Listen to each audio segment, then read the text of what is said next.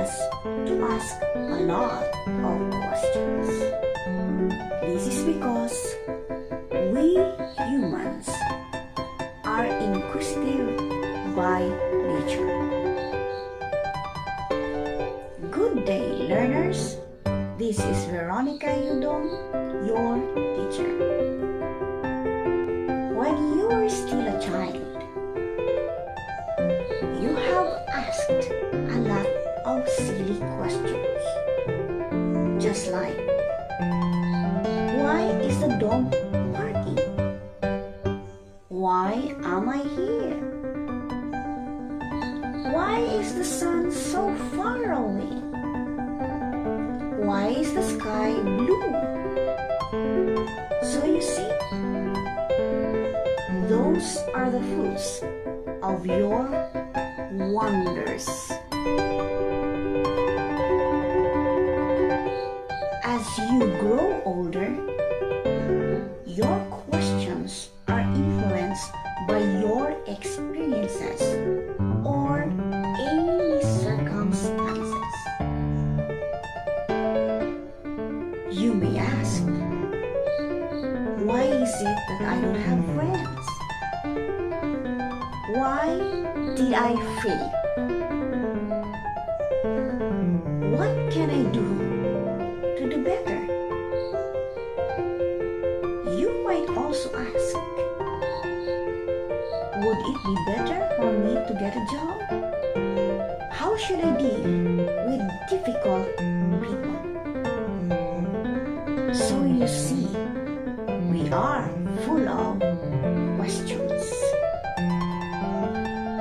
But this is a big part of our life, since the essence of philosophy is to search for answers. The word philosophy comes from the two Greek words, namely philos, which means love, and sophia, which means wisdom.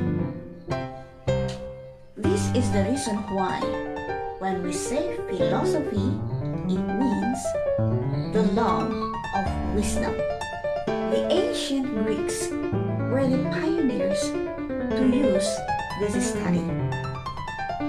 So, when you engage yourself in philosophy, you can be called as lover of wisdom. You will know these most notable ancient Greek philosophers as we continue our lesson. Pythagoras, who formulated the Pythagorean theorem. Heraclitus, for him, change is permanent. While Democritus proposed that matter is composed of tiny particles called atoms. Diogenes of Sinope, he thought to live a simple and virtuous life. Epicurus, for him, philosophy enables man to live a life of happiness.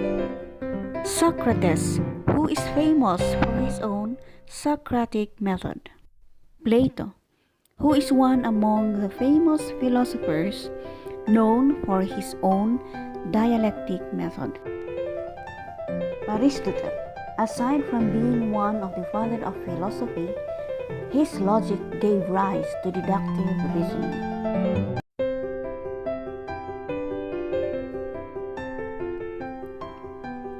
From their roots in ancient Greece, the thoughts and ideas of philosophers soon gained popularity in many places throughout the world. The developments that started in ancient Greece brought about the emergence of Western philosophy. Meanwhile, Eastern philosophy emerged from the communities and civilizations in Asia. While both philosophies pondered the significant questions regarding human existence, Western philosophy throughout the centuries became more systematic and specialized in its approach. Eastern philosophy, on the other hand, is more fluid and places greater emphasis on social relations, the family, and community. But why do we need to philosophize? The first one is because we have that sense of wonder. Whenever we are confronted with an experience, we always wonder how it came about. Man's overbounding curiosity drives him to ask questions, some of which have no definite answers. Where did we come from?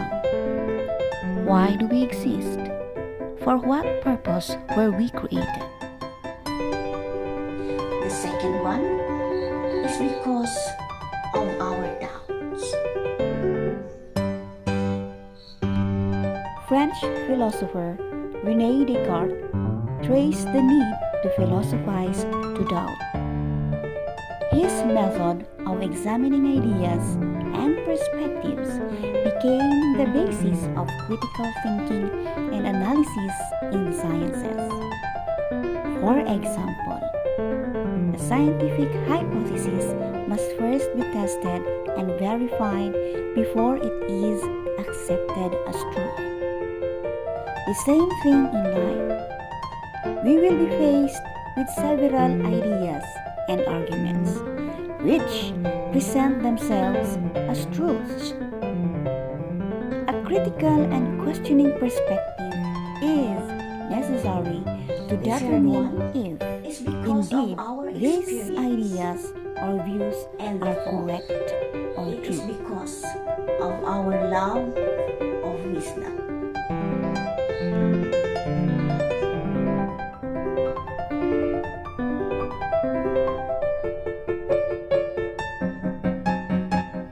A German philosopher, Karl Jaspers, believed that man is often confronted by experiences which challenge his ideas and frameworks. Jaspers called these experiences limit situations, and these are often accompanied by feelings of helplessness, anxiety, or dread.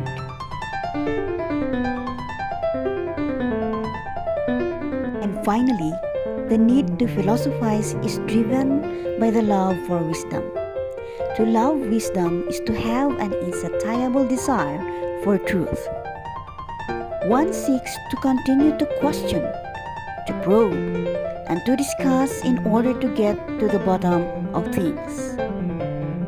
Socrates is famous for having said, "I know that I do not know."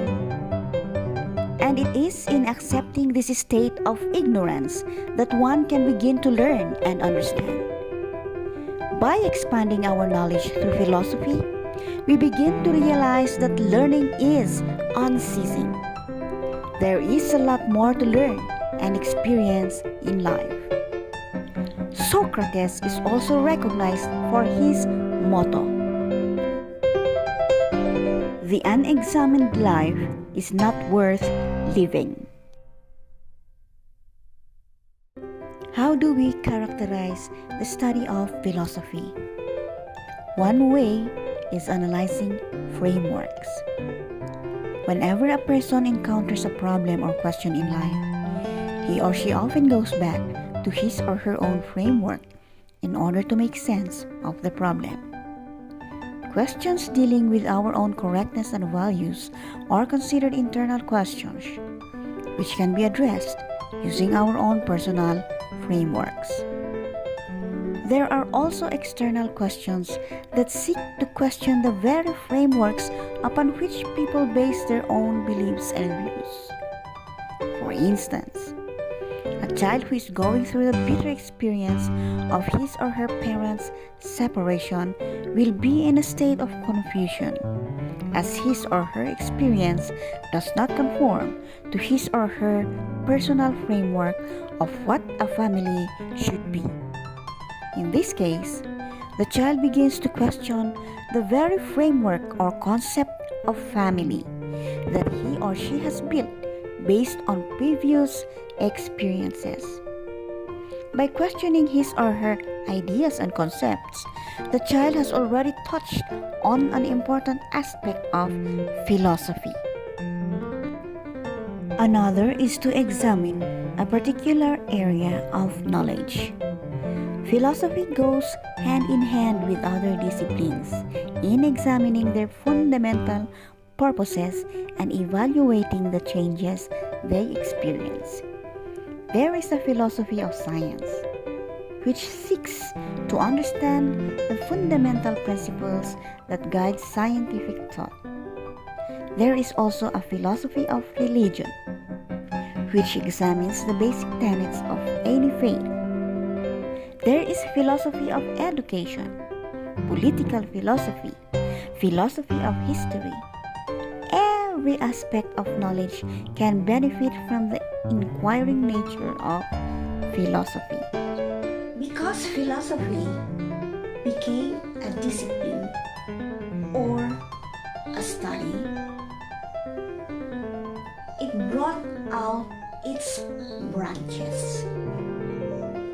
These are aesthetics, which deals with beauty, logic, which deals with correct reasoning, epistemology, that discusses the knowledge and knowing, ethics, which deals with moral questions, political philosophy, that study government, and metaphysics, which deals with questions regarding reality.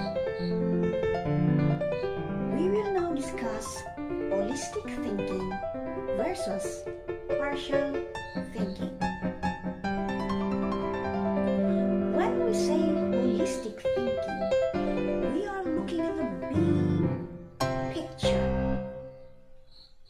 It's not only the small thing.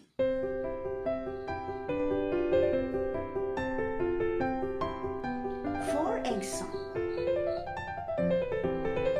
if you have friends,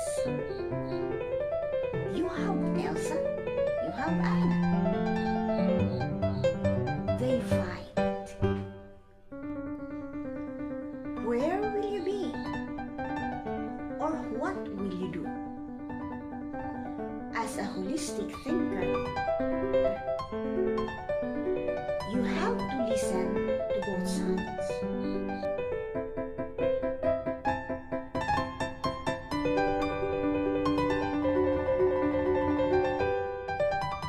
When looking at problems or situations, for instance, doctors often focus on a specific set of symptoms to determine the cause of patient's illness. Once a particular cause has been identified, the doctor then prescribes the appropriate medicine and other treatments to address the illness. In the case of a person who experiences a stomach ache, a doctor may prescribe the appropriate medicine that will address the physical causes of the problem.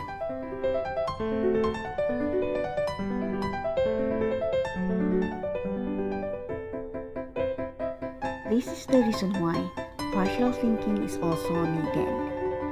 On the other hand, when the doctor uses a holistic perspective, a doctor may be able to identify other underlying causes of the illness.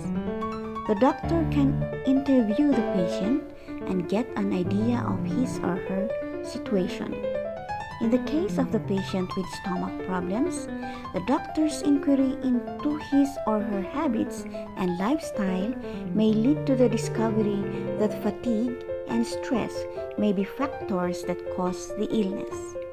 Knowing this, the doctor can advise the patient to make changes in his or her habits to reduce stress and eventually improve his or her well-being. How does one engage in reflection? As a child, I've always been interested in science. Becoming a doctor would allow me to apply my scientific knowledge to help people improve their health and hopefully relieve their suffering. Reflection requires a person to be willing to examine one's thoughts, feelings, and actions, and to learn more about one's life and experiences. One can reflect on almost any subject. For instance, the moment you wake up, you can already reflect upon the things that you plan to do for the day. This will enable you to set your daily goals and set you on the path of thinking of ways to achieve them. Thank you, learners, for listening to the discussion. For now, you need to look at your learning activity sheet and answer the following or the given activities. Good luck. See you